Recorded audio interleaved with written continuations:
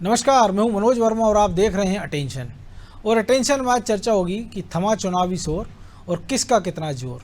जी हाँ, मध्य प्रदेश में चुनाव प्रचार थम गया है, लेकिन इस चुनावी रण में बीजेपी और कांग्रेस के दिग्गजों ने जमकर हुंकार भरी। भ्रष्टाचार, परिवारवाद, जाति की जनगणना, राम रावण कंस जैसे बयानों की भरमार देखने को मिली और दोनों ही दल महिला, युवा और किसानों को लुभाते नजर आए। ऐसे में सवाल ये है कि जो मुद्दे चुनाव में गूंजे उनका असर जनता पर कितना पड़ेगा और किसकी रणनीति किस पर भारी पड़ेगी। आज चर्चा इन्हीं सवालों के आसपास, लेकिन पहले ये रिपोर्ट देखिए।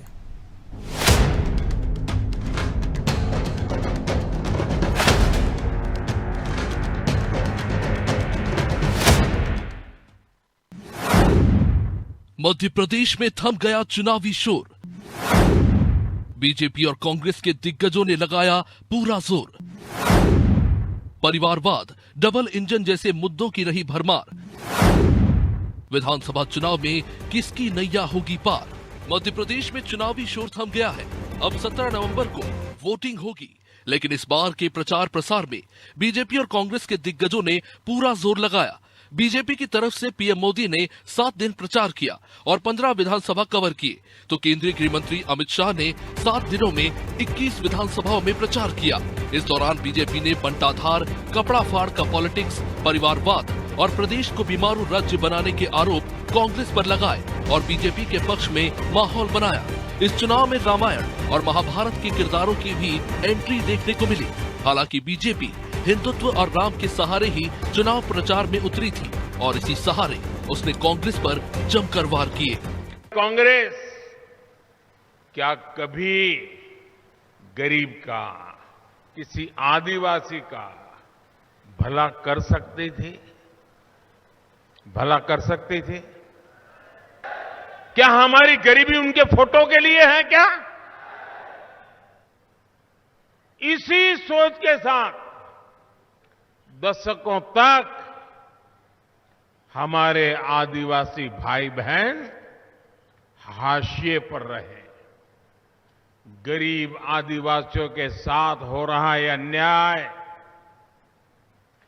अगर जारी रहता तो भारत कभी आगे नहीं बढ़ सकता था। कमलनाथ ने जब प्रधानमंत्री जी ने 4 करोड़ घर बनाने का निश्चय किया, जिसमें से 47 लाख मकान बनाने का प्रधानमंत्री जी ने तय किया, तो उसमें जो पहली किस्त थी वो 2 लाख मकान को रोकने का काम कमलनाथ ने किया था कि नहीं किया था? किया था कि नहीं किया था? मुझे पीछे से बताओ, किया था कि नहीं किया था? मित्रों, ये हैं इनके धंधे। गरीब को रोटी ना मिले, गरीब को खाना ना मिले, गरीब को मकान ना मिले, गरीब किसान को उसकी सच्चाई ना मिले, उसका हक ना मिले। इधर बात अगर कांग्रेस की करें तो उसने 40 स्टार प्रचारकों की लिस्ट जारी की थी, लेकिन चुनाव प्रचार में उतरे सिर्फ 22। हालांकि कांग्रेस भी हिंदुत्व की पिच पर ही चुनाव प्रचार करती दिखी। इस दौरान उसने बीजेपी पर झूठी घोषणा और 2020 में सत्ता चुराने के आरोप भी लगाए। कांग्रेस ने भ्रष्टाचार जैसे मुद्दे उठाकर बीजेपी को घेरने की कोशिश की। 50% कमीशन का नारा देकर कांग्रेस ने कर्नाटक की तरह मध्य प्रदेश में भी माहौल बनाना चाहा और बीजेपी पर जमकर निशाना साधा। आज जो लोकतंत्र बचा है, आज जो संविधान बचा है, वो सिर्फ कांग्रेस के वजह से बचा है, मोदी के वजह से नहीं। मोदी तो आके परसों अब आरएसएस वाले और बीजेपी वाले उनको उनके भाषण पे उनको लीडर बनाया। क्या देखकर बनाया मुझे तो मालूम नहीं, लेकिन देश के लिए तो कुछ नहीं किया उन्होंने। और हमको पूछते हैं कांग्रेस वालों ने क्या किया? इन्होंने कहा था महंगाई घटाएंगे, किसानों की आय दुगनी होगी। बताइए, किसानों की आय दुगनी हुई? महंगाई बढ़ी है कि घटी है? अभी धनतेरस था, बर्तन खरीद पाए थे? ये परिस्थितियां हो गई हैं आपकी। यहाँ पे आपके लिए कुछ नहीं किया इन्होंने। किसानों को देखिए, खाद, बीज, ट्रैक्टर हर चीज पे टैक्स, डीजल पेट्रोल के दाम आसमान छू रहे हैं, आपको कोई राहत नहीं। बीजेपी और कांग्रेस ने मध्य प्रदेश को फतेह करने के लिए पूरी ताकत लगा दी है। हर एक पैतरा आजमाया जिससे वोटर्स को लुभाया जा सके। दोनों ने ही जीत के लिए लोक लुभावनी घोषणाएं की। हालांकि अब गेंद जनता के पाले में है। 17 नवंबर को अब वोटर्स किसके पक्ष में बटन दबाते हैं, ये 3 दिसंबर को साफ होगा। साथ ही ये भी तय हो जाएगा कि किसके मुद्दों का असर जनता पर ज्यादा पड़ा। ब्यूरो रिपोर्ट, अनादि टीवी।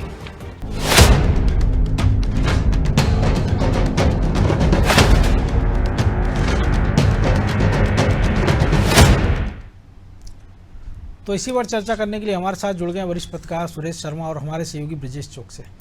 वो स्वागत है शर्मा जी आपका अनादि टीवी में। और सबसे पहले आप ही की प्रतिक्रिया कि चुनाव जहां से शुरू हुआ था और प्रचार तक अंत होते होते वो जहां पहुंच गया। देखिए, ये बात है, चुनाव जब शुरू हुआ था तो एक हवा का गुब्बारा बाजार में छोड़ा गया था कि इस बार बदलाव है, और चुनाव समाप्त हो रहा है तब उस गुब्बारे की हवा निकल चुकी है। और जहां तक मेरा अनुमान है, मैं पहले भी आपके चैनल पर कह चुका हूं, मैं कोई आज उसकी घोषणा नहीं कर रहा, क्योंकि मैंने तो पहले ही कहा, जो वातावरण बनाने का प्रयास किया गया था जिसमें 10-15 पत्रकार भी शामिल थे, जिसके अंदर एक टीम बनाई गई थी सोशल मीडिया वाली, वो भी शामिल थी, और जो है प्रवक्ता भी जो कांग्रेस के थे, उन्होंने एक ही शब्द का इस्तेमाल किया कि सरकार कांग्रेस की बन रही है, कमलनाथ वो मुख्यमंत्री बन रहे हैं। इस वातावरण को कुछ दिन तक हवा रही और इसका लाभ बीजेपी ने पूरा का पूरा उठाया। पूरे देश भर के जो उनके स्टार प्रचारक हैं, स्टार लीडर्स हैं, उन सबको मध्य प्रदेश में उतारा। और मुझे लगता है कि जो 2018 में जो थोड़ी सी कमी रह गई थी, वोट अधिक मिलने के बावजूद भी सीटों की कमी रह गई थी, उसकी चिंता इस बार की गई। संघ और भाजपा दोनों की तरफ से जिस तरह का प्रचार कार्यक्रम हुआ है, मुझे लगता है ये मध्य प्रदेश के इतिहास में अद्वितीय है। मैं आज सुबह जब अपना कॉलम लिख रहा था मनोज जी, तो मुझे ये ध्यान आ रहा था कि 1985 का जो विधानसभा चुनाव हुआ था, उसमें अर्जुन सिंह जी ने एक बत्ती बिजली का कनेक्शन जो है, एक बत्ती झुग्गीवासियों को, नहीं झुग्गीवासियों को, हाँ बिल्कुल सही है, झुग्गीवासियों को वादा किया था और उन्होंने 1985 का चुनाव जीता था। उसके बाद के जितने भी चुनाव हैं, 90 का, 93 का और 2000, उसके बाद 98 का, फिर उसके बाद जो है 3 वाला, और सारे मैंने चुनाव जो है कवर किए हैं। और इस तरह से 11वां चुनाव जो है कवर कर रहा हूं। तो मुझे ये अनुभव है कि ये पहला चुनाव ऐसा था जो साइलेंट शुरू हुआ था और स्पष्ट संदेश के साथ जो है आज प्रचार बंद हो रहा है। इसलिए किसी भी प्रकार का कोई संदेह नहीं है। जिस तरीके से 2 घटनाक्रमों का मैं आपको उल्लेख करना चाहूंगा जी। शिवराज सिंह जी चौहान को मुख्यमंत्री का जो है चेहरा घोषित करने के बजाय अमित शाह जी ने जो पॉलिटिक्स की थी, और ये महसूस हुआ कि यह निर्णय जो है नुकसानदायक भी हो सकता है, इसलिए आप देखिए शिवराज सिंह चौहान को सामने लाया गया और उनकी सबसे ज्यादा सभाएं जो हैं हर विधानसभा में लगभग उनकी सभाएं हुई हैं। इसी के साथ मैं 2 घटनाक्रम आपके ध्यान में और ला रहा हूं। पहला घटनाक्रम उस सभा का जब भाजपा के प्रदेश अध्यक्ष की प्रधानमंत्री जी ने स्वयं पीठ थपथपाई, और ये अपने आप में एक बड़ा घटनाक्रम राजनीति का है कि भाजपा के प्रदेश अध्यक्ष, मध्य प्रदेश भाजपा के प्रदेश अध्यक्ष की चुनाव के कार्यक्रम में मंच पर पीठ थपथपाई गई। दूसरा आपको मैं स्मरण करा दूं, आप तो बहुत सक्रिय पत्रकार हैं मनोज जी, आपने इंदौर का जो प्रधानमंत्री जी का रोड शो जी, उस रोड शो में भाजपा के प्रदेश अध्यक्ष को मोदी जी ने स्वयं बुलाया। वहां क्यों खड़े हो, आ जाओ यहाँ खड़े हो जाओ। ये अपने आप में बड़े 2 पॉलिटिकल घटनाक्रम हैं जो हमें अपने आने वाले समय के संकेतों से जो है कराते हैं। एक बात आप देखिए, खुफिया तंत्र जो है वो होम मिनिस्टर के पास और प्रधानमंत्री के पास रहता है। मध्य प्रदेश के दृष्टि से यदि हम देखते हैं तो सरकार के पास रहता है। तो जिस तरीके से उत्साह जैसा वातावरण प्रधानमंत्री और गृह मंत्री का है और शिवराज सिंह चौहान का है, उससे भी ये संदेश है कि जो रिपोर्ट के में कहीं भी थोड़ा बहुत काला दिख रहा होगा वो फिर व्हाइट हो गया है और किसी भी प्रकार के किसी संदेह की आवश्यकता नहीं बची है।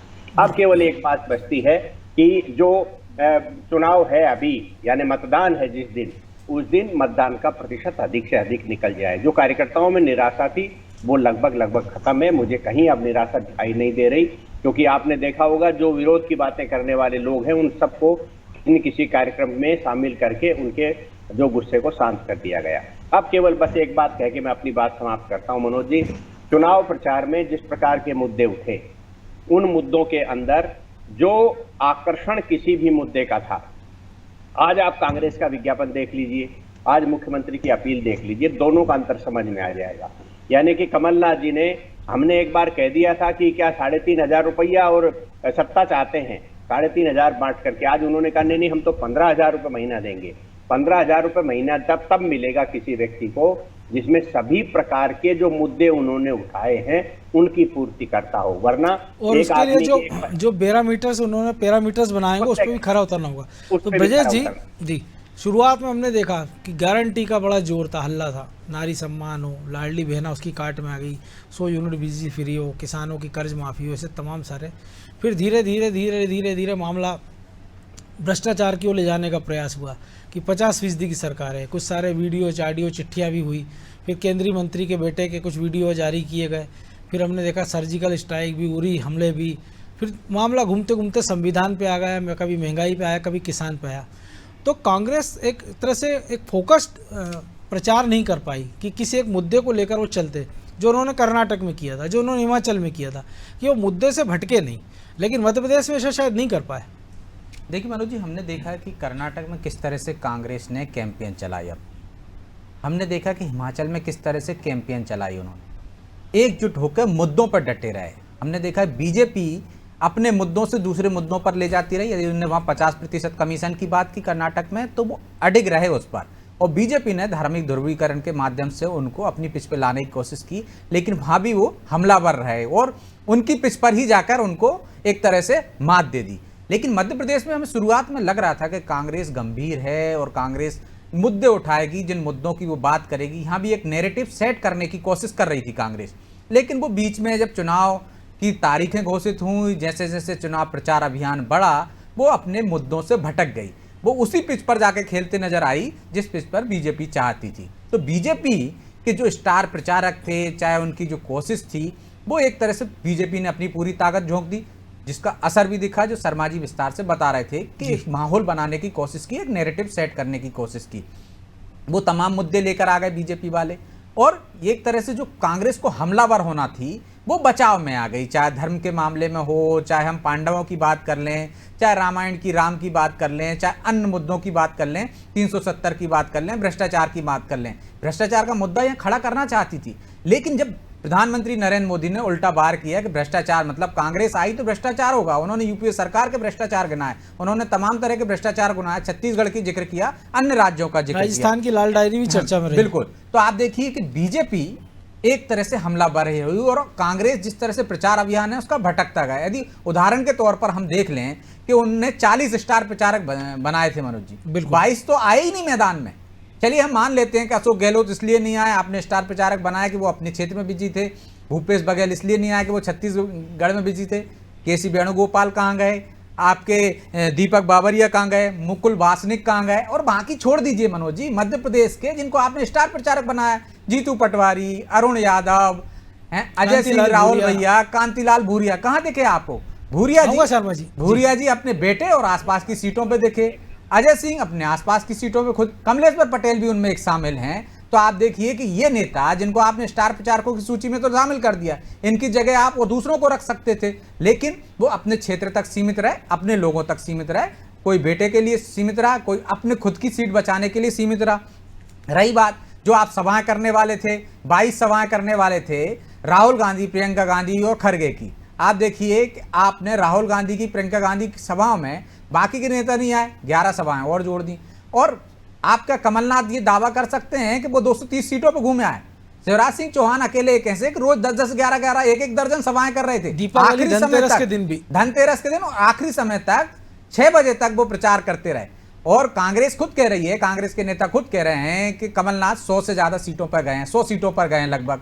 मान लिए 230 सीटों पर ही नहीं पहुंच पाए। तो प्रचार अभियान देखिए, कांग्रेस कह रही थी हमारा चुनाव तो जनता लड़ रही है, तो मुझे लगता है वो जनता के भरोसे ही है कि जनता लड़ रही है, हमें तो कहीं जाना ही नहीं है। तो कांग्रेस के नेताओं की ये मुझे लगता है प्रचार अभियान में पिछड़ना, अपनी बात लोगों तक ना पहुंचाना, बीजेपी जिस तरह से हमलावर हुई उसका जवाब देना, ये मुझे लगता है कि जो मुद्दे थे मध्य प्रदेश के, वो मुद्दे धरे के धरे रह गए जिनसे कांग्रेस को फायदा हो सकता था। बीजेपी आखिरी टाइम तक भी पूरी ताकत लगा के जिस तरह से मैदान में उतरी, तो चारों खाने चित अभी तो हम प्रचार अभियान में भी देख रहे हैं, मुद्दों पे भी देख रहे हैं। तो यदि हम बात कर लें, चाहे सुरेश पचौरी की बात कर लीजिए, विवेक तनखा भी उसमें शामिल है मनोज जी, बिल्कुल स्टार प्रचारकों में, वो जबलपुर से बाहर नहीं निकले।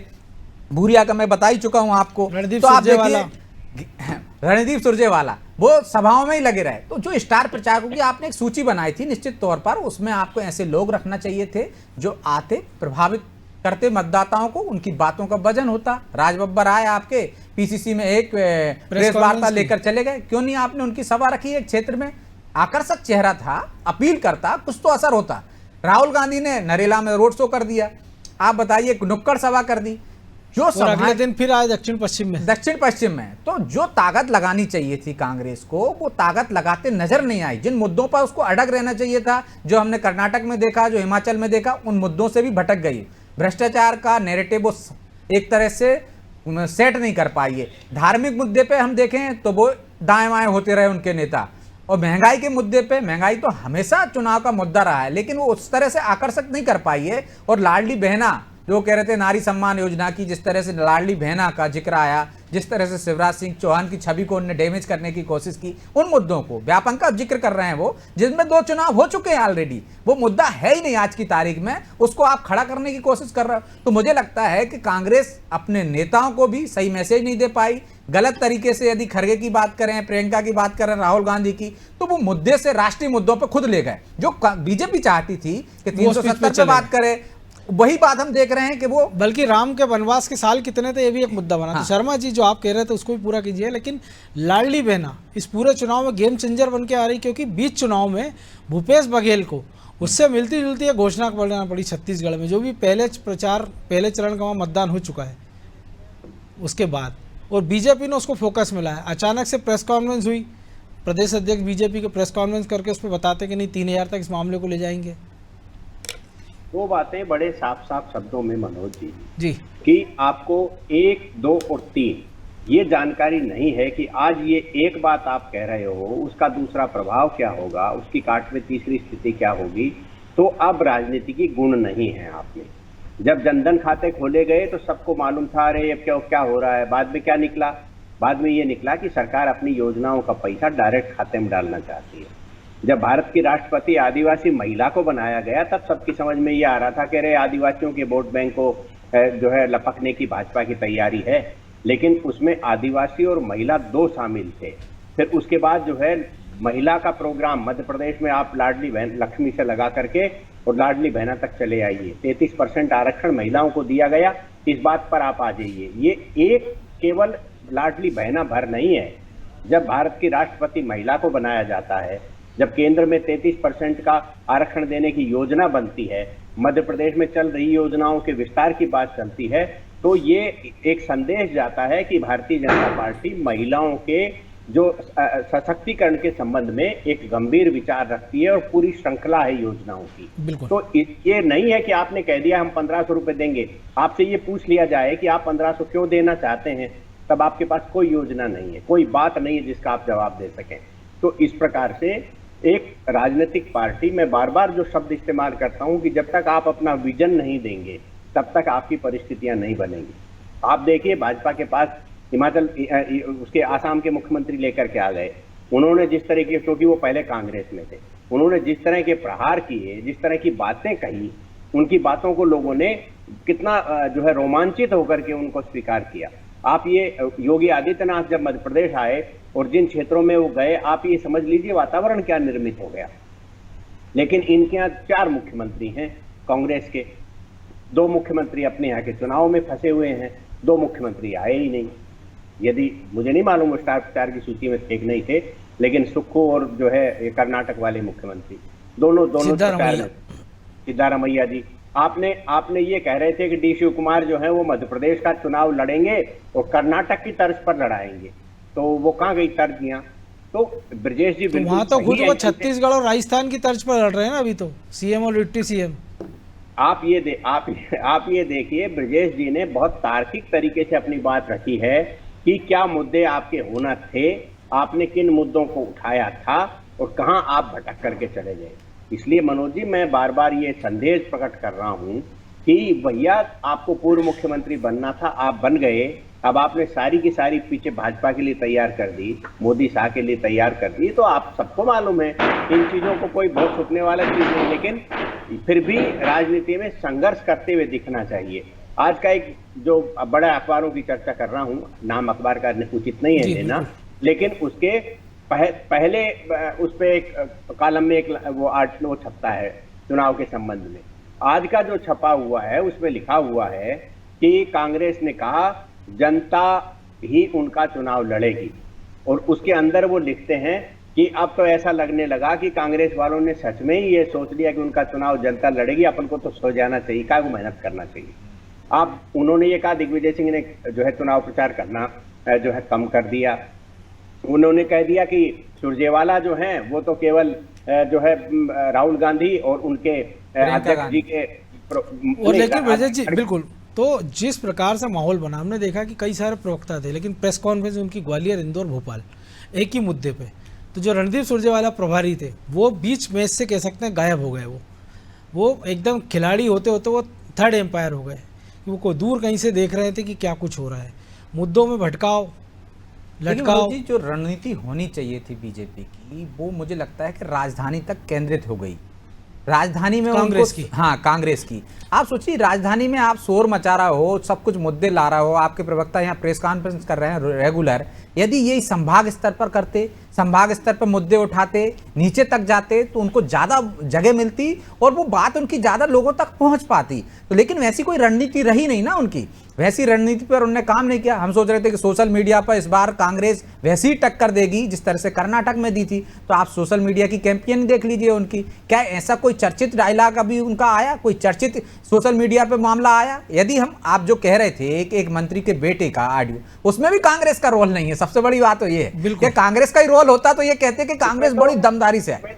उसमें तो दिग्विजय सिंह बचाव कर रहे हैं कि ये देख लो भैया, चुनाव के बीच में ये नरेंद्र तोमर जी के वो उल्टा ये कह रहे हैं कि मतलब आपसी गुटबाजी है इनकी। तो आप देखिए कांग्रेस कहां है मनोज जी, यदि वो चाहती है मुद्दों को लपक सकती थी, इसको मुद्दा बना सकती थी। चलिए उनके पाले से नहीं आई वो बात, लेकिन उन्होंने लपकने की कोशिश ही नहीं की। ऐसे बहुत सारे मुद्दे थे जिन पर वो आक्रामक हो सकती थी, घेर सकती थी और बीजेपी को जवाब देना मुश्किल पड़ जाता। लेकिन आप देखिए कि वैसा कुछ हुआ नहीं है। वो उन्होंने वो मुद्दे को भी छोड़ दिया जो उनको बीच चुनाव में काम आ सकता था। एक बड़े नेता है नरेंद्र सिंह तोमर, सीएम रेस में उनका नाम है। आप सोचिए कि उस मुद्दे को भी वो लपक नहीं पाए। तो आप उसकी गंभीरता समझ सकते हैं। महादेव ऐप चर्चा में है, हाँ। और इस बीच आप इसको मुद्दा नहीं बना पा रहे हैं, तो ये एक बड़ी रणनीतिक चूकी। लेकिन चूंकि समय की कमी है इसलिए इस चर्चा को विराम देना होगा। बहुत धन्यवाद शर्मा जी। तो निश्चित तौर पर जनता ने चुनाव लड़ा या जनता के लिए चुनाव लड़ा गया, ये क्या कुछ हुआ है 17 तारीख को पता लगेगा। वोटिंग परसेंटेज कितना जाता है, कि पिछली बार जितना रहता है उससे कम होता है या उससे ज़्यादा होता है। लेकिन ज्ञात इतिहास की हम बात करें तो जनता ने एक बार हमने देखा था कि आपातकाल के बाद चुनाव लड़ा था, या फिर 2003 में हमने देखा था उमा भारती के नेतृत्व में कि जब बीजेपी ने 173 सीटें जीती थी। अब 3 दिसंबर को जो नतीजे आएंगे वो बताएंगे कि आखिर चुनाव किसने लड़ा, और अगर कोई जीतता और कोई हारता है तब भी ये पता लगेगा कि उससे रणनीतिक गलती कहाँ हुई और क्या वो चूक थी जो इस पूरे चुनाव में राजनीतिक दलों पर भारी पड़ी। अटेंशन में आज इतना ही, मुझे दीजिए इजाज़त और आप देखते रहिए अनादि टीवी। नमस्कार।